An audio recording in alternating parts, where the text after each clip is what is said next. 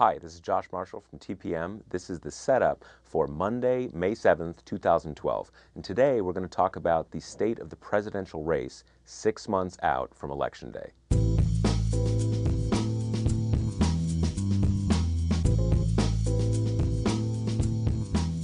Saturday was President Obama's big launch of his re-election campaign. He had big speeches in Ohio first and then in Virginia. But if you look at the polls, the race has become surprisingly close. And our TPM poll average shows Mitt Romney up ahead of Obama by 0.1%. Now here's the trend chart going back to last December. You can see that President Obama is ahead by a modest lead, 3 to 5 points for a while. And over the last month or so, Mitt Romney has been catching up. And as I said, right now it's basically tied. Very key to look at what was happening at those two times. The beginning of January is right about the time when the primaries and caucuses began. So that is when the public really started to tune in on the Republican primary race, and it hurt Mitt Romney a lot. Fast forward to the beginning of April. That's around the time that Rick Santorum got out of the race. From right about that time, Mitt Romney has been making steady progress catching up to President Obama. Here's another trend that may be affecting those numbers: job growth. If you go back to late last year, there was a ramp up in the numbers of monthly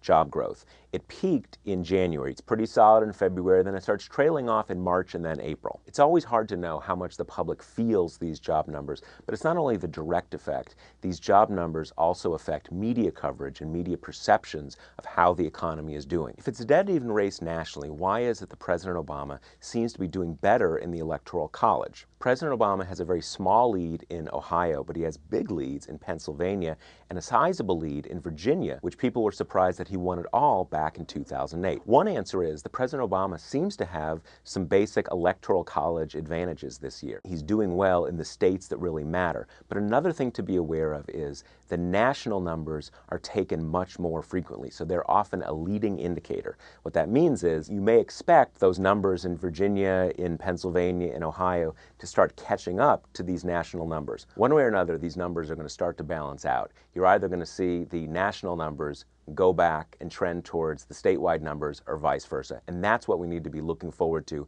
this week. What do the new national numbers say, and what do the key swing states say about the state of this race? This is Josh Marshall from TPM, and we'll talk to you next week.